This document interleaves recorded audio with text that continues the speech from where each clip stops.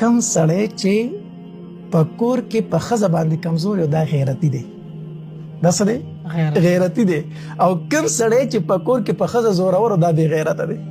ته وایې چې مولانا صاحب ډېره عجیبه خبره دې وکړه. دا د نبي علیه السلام حدیث مبارک دی. ګورې ځان نه مې درته هم دي ویلي. دا د نبي علیه السلام حدیث مبارک دی.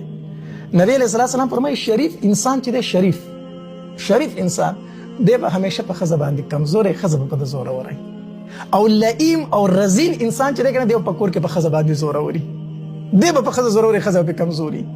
نو د شریف سړي علامت دا دی، د بهادر سړي علامت دا دی چې دا ښځه یو کمزوري انسان دی، دی به ځان کمزوري حسابوي. هغه هسې کمزوري ده، هغه هسې عاجزه ده، کمزوري ده، دی به ځان کمزوري حسابوي. مه کوې چې دا لږه ډاډه وي د هغې د زړه د خوشحالولو دپاره.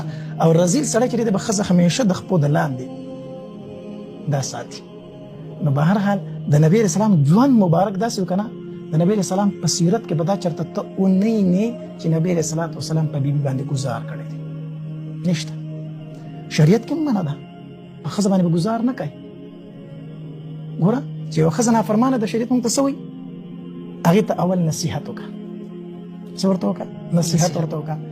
د خاوند حق ورته بیان کړه، د علماو بیانات ورته واوروه. ګوره د خاوند دومره حق دی، دومره حق دی. ټیک شو؟ که په دې باندې سمه شوه ډېره ښه ده، مخکې پسې مه ځه. که په دې سمه نه شوه، دویم حکم د شریعت دا دی چې بستره ترې جدا کړه. ښځه نافرمانه ده، سمیږي نه، نو بستره ترې جدا کړه. بستره ترې جدا کړه. دا ښځې له ګوره ډېر زور ورکوي. ښه دا ډېر زور ورکوي چې خاوند د ښځې نه یوه شپه لږه بله کمره کې وکړه که نه، سوال نه پیدا کېږي. دا ورپسې تلي چې بس معافي غواړم، بیا به دا چل نه کومه. نو شریعت وایي د خاوند نه څه جدا کړه؟ بستره چې نه سمیږي. تا ته بستره جدا کړه، دا به ضرور سمیږي. خو که ډېره نافرمانه وه، په دې هم سمه نه شوله، نو دریم حکم د شریعت دا دی چې وضربوهن، ووهه دې لره. خو څنګه ووهه؟ لاس وله مات کړه، خپه وله ماته کړه؟ نه، بیا شریعت د هغې یو حد بیان کړی. څنګه به علما وایي په مسواک باندې ووهه. په څه شي ووهه؟ په مسواک باندې ووهه. ها که په دې سره سمه شوه ډېره ښه ده، که په دې سره سمه نه شوه بیا دا کوږ لرګی دی، دا بیا نه جوړېږي.